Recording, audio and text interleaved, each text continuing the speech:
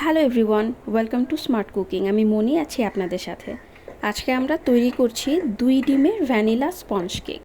এটি যেমন সফট তেমনি স্পঞ্জি।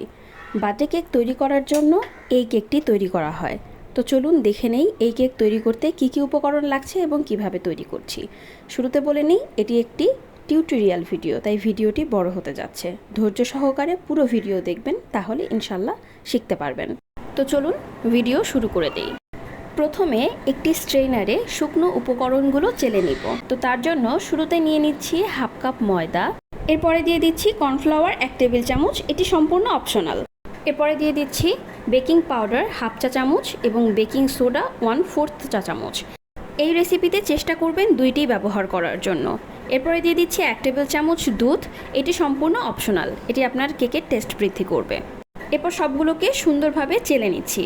ভালো করে একটা হ্যান্ড উইক্স দিয়ে মিক্স করে নিব। এতে করে কোথাও বেকিং পাউডার কম বেশি থাকবে না। বেকিং পাউডার এবং বেকিং সোডা বিশেষ করে খুব ভালোভাবে মিক্স হওয়াটা জরুরি। তো এগুলোকে এখন একপাশে রেখে আমি 2টা নর্মাল টেম্পারেচারের ডিম নিয়ে নিচ্ছি। লক্ষ্য রাখতে হবে অবশ্যই ডিম যেন নর্মাল টেম্পারেচারের হয়। ফ্রিজে থাকলে কমপক্ষে 1 ঘন্টা আগে বের করে নিতে হবে। তো এরপরে আমরা সাদা অংশ এবং কুসুমটাকে আলাদা করে নিচ্ছি। যেহেতু আজকে তৈরি করব স্পঞ্জ কেক, তাই এই পার্টটা খুবই ইম্পর্ট্যান্ট। ডিমের সাদা অংশ যত দ্রুত ফোম হয়, কুসুম মিক্স করে দিলে তত দ্রুত ফোম হতে চায় না। তো শুরুতেই আমি সাদা অংশটাকে একটু ফোম করে নিচ্ছি।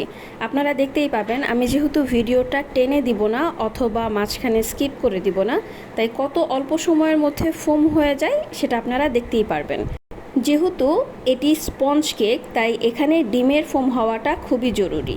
পাউন্ড কেক বা অন্যান্য কেকে কিন্তু ডিমের ফোম না হলেও চলে, কিন্তু স্পঞ্জ কেকে অবশ্যই ফোম 100% সঠিকভাবে হতে হবে। তো আমাদের ডিমের ফোম প্রায় রেডি। তো এখন আমরা এখানে চিনি অ্যাড করে দিব, তবে একেবারে না, গ্র্যাজুয়ালি চিনি অ্যাড করতে থাকবো। তো এখানে আমি নিয়ে নিয়েছি প্রায় 1/3 কাপ সুগার। এইটাকে 4 থেকে 5 বারে একটু একটু করে আমি মিক্স করে নিচ্ছি। ঠিক যেভাবে দেখতে পাচ্ছেন ভিডিওতে, সেভাবে আমি মিক্স করে নিব। একেবারে বন্ধ করে দিতে হবে না। বিটার চালানোর পাশাপাশি সাইড দিয়ে একটু একটু করে চিনি অ্যাড করে দিলেই কিন্তু হয়ে যাবে।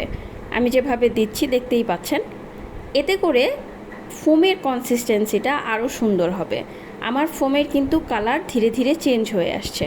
শুধু ডিমের ফোম এবং চিনি দেওয়া ফোম, দুইটার মধ্যে আপনারা পার্থক্য কিন্তু দেখতেই পাচ্ছেন। এরপরে চিনি যদি মিক্স হয়ে যায়, তাহলে আমরা ডিমের কুসুমটা অ্যাড করে দিব। এখানে চিনিটা গলে যাওয়াটা কিন্তু খুবই ইম্পর্ট্যান্ট। যে কোনো কেকের ক্ষেত্রেই কিন্তু চিনি না গললে পারফেক্ট আউটপুট আসবে না, তাই মেক শিওর করতে হবে চিনি যেন ঠিকঠাক গলে যায়। এবার আমরা সাইডে রাখা সেই কুসুমটা অ্যাড করে দিব এর মধ্যে। কুসুমটা দিয়ে আবার প্রায় 1 থেকে 1.5 মিনিট মিক্স করে নিব। তো ডিমের কুসুম দেওয়ার পরে এর কালারটা হালকা একটু চেঞ্জ হয়ে এসেছে, দেখতেই পাচ্ছেন। এখন ফোমের কনসিস্টেন্সি আগের চাইতে অল্প একটু কমে আসবে। আগে ছিল থিক, এখন ফোমের কনসিস্টেন্সিটা পারফেক্ট চলে এসেছে। এখন আমরা এর মধ্যে একে একে 3টি উপকরণ অ্যাড করে দিব। প্রথমে দিয়ে দিচ্ছি 2 টেবিল চামচ তেল। তেলের মাপটা হবে ডিমের হিসাবে। প্রতি একটা ডিমের জন্য আমরা 1 টেবিল চামচ তেল নিব। আরেকটি বিষয় হচ্ছে, স্পঞ্জ কেকে কিন্তু তেল খুবই কম লাগে, না দিলেও কোনো সমস্যা নেই, এটি কিন্তু অপশনাল। আপনারা যদি চান তেল স্কিপ করবেন, করতে পারেন, কিন্তু আমি তেল দিয়ে নিচ্ছি কারণ এতে কেকটা সফট এবং একটু ময়েস্ট থাকে। এরপরে দিয়ে দিচ্ছি 1 চা চামচ ভ্যানিলা এসেন্স। চেষ্টা করবেন ভালো মানের ভ্যানিলা এসেন্স ব্যবহার করার জন্য। এরপরে দিয়ে দিচ্ছি 1/4 চা চামচ লবণ। লবণটা টেস্টের জন্য, এটা যদি কেউ চান স্কিপ করতে পারেন। এরপরে সব কিছুকে আবারও 14 সেকেন্ডের জন্য আমরা বিট করে নিব।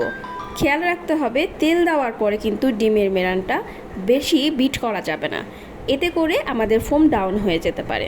তো আমি এখন 14 সেকেন্ডের জন্য বিট করে নিচ্ছি। আমার বিট করা হয়ে গেছে। এখন একটি সংখ্যা লিখলে মিশে যাচ্ছে না, ঠিক এই পর্যায়ে আসলে বুঝে যাবেন আপনাদের ডিমের মেরানটা একদম রেডি। এখন অনেকেই প্রশ্ন করেন ইলেকট্রিক বিটার ছাড়া কেক বানানো যাবে কিনা। অন্যান্য কেকের ক্ষেত্রে ইলেকট্রিক বিটার তেমন একটা প্রয়োজন নেই, কিন্তু স্পঞ্জ কেকের ক্ষেত্রে ইলেকট্রিক বিটার অবশ্যই জরুরি পারফেক্ট ফোম তৈরি করার জন্য। আর যদি কেউ চান যে আমার কাছে ইলেকট্রিক বিটার নিয়ে আমি হ্যান্ড উইক্স ব্যবহার করব, তাহলে একটু সময় নিয়ে বিট করতে থাকলে কিন্তু একসময় ফোম হয়ে যাবে, কিন্তু সেক্ষেত্রে ধৈর্য সহকারে ফোম তৈরি করতে হবে। তো আমরা চলে আসি আবার আমাদের কেকের মিক্সচারে। তো এখন আমি শুকনো উপকরণগুলো আবার একটু চেলে চেলে 2-3 বারে এর সাথে মিক্স করে নিব। একেবারে দিয়ে দিব না, তাহলে কিন্তু জমাট বাঁধিয়ে যাবে। ধীরে ধীরে আমরা মিক্স করে নিচ্ছি। হ্যান্ড উইক্সটা খুব আলতোভাবে ঘুরিয়ে ঘুরিয়ে আমরা এই মিশ্রণটা রেডি করে নিব। আমাদের হাত কিন্তু ঘুরবে না, আমি নিজে হাত ঘুরিয়ে ঘুরিয়ে মিক্স করে নিচ্ছি, আপনারা দেখতে পাচ্ছেন। এরপরে বাকি মিশ্রণগুলোও দিয়ে দিচ্ছি। এরপরে সুন্দর করে আবার আগের মতো করে এখানে মিক্স করে নিব। এক্ষেত্রে অবশ্যই ধৈর্য সহকারে মিক্সিং করতে হবে, তাড়াহুড়া করা যাবে না এবং ওভার মিক্স করা যাবে না। যখনই মনে হবে ময়দার মিশ্রণটা মিশে গেছে, তখনই মেশানো বন্ধ করে দিতে হবে। ওভার মিক্স করলে আমাদের ফোমটা নষ্ট হয়ে যাবে, পরে স্পঞ্জি কেক হবে না। তো এই জন্য একটু সময় নিয়ে আপনাদেরকে এই মিক্সচারটা রেডি করতে হবে। মিক্সচারটা যখন রেডি হয়ে যাবে, এই ফাঁকে আমরা চুলা বা ওভেনকে প্রিহিট করতে দিব। একটা বিষয় এখানে বলে রাখি, পাউন্ড কেক যেমন চুলায় পারফেক্ট কালার আসে না, একটা টেনশন থাকে, স্পঞ্জ কেক কিন্তু চুলায় খুব সুন্দর হয়। ওভেন 180 ডিগ্রিতে 5 মিনিটের জন্য প্রিহিট করতে দিব। আর চুলায় একটা বড় পাত্র, মোটা তলাযুক্ত পাত্র হলে ভালো হয়, ঢাকনা সহকারে স্ট্যান্ড দিয়ে 5 মিনিটের জন্য হাই হিটে প্রিহিট করে নিব। তো আমি সবসময় বাটার পেপার ইউজ করি বলে অনেকেই বলেন আপু কাগজ দেওয়া যাবে কিনা, তো আমি আজকে কাগজ দিয়েই দেখাচ্ছি।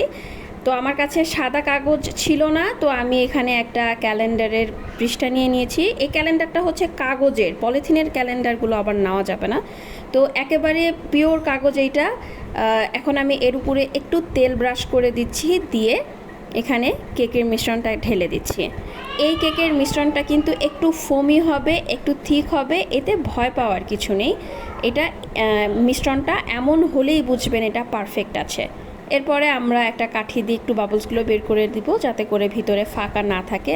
শুধু তাই না, এরপরে আমরা এটাকে ট্যাপ করেও দিব। দেখেন, জোরে জোরে ট্যাপ করলে এর ভিতর থেকে প্রচুর বাতাস বের হয়ে যাবে। যদি এই ট্যাপটা না করা হয়, বাবলসগুলো ভিতরে থেকে যাবে এবং কেকের ভিতরে ফাঁপা হয়ে থাকবে। তো আমাদের 5 মিনিট প্রিহিট হয়ে গেলে আমরা এটাকে 25 থেকে 30 মিনিটের জন্য বেক করে নেব। 25 মিনিট পরে কেকটা বের করে একটা কাঠি দিয়ে চেক করে নিতে হবে। যদি ক্লিন আসে তাহলে বুঝে যাবেন যে কেক হয়ে গেছে, আর বেক করার প্রয়োজন নেই। কিন্তু যদি কাঠিটা স্টিকি আসে তাহলে আরও 5 মিনিটের জন্য রেখে দিবেন। তো এখন আমি এটাকে ঠান্ডা হতে দিব, আর উপরে অবশ্যই কভার করে দিব যাতে করে উপরটা সফট থাকে। তা আমি কেকটা খুলে নিয়েছি, দেখতেই পাচ্ছেন এটা কতটা সফট এবং স্পঞ্জি হয়েছে। আমি ইচ্ছা মতো এটাকে চাপ দিলেও কিন্তু এটা ভেঙে যাচ্ছে না।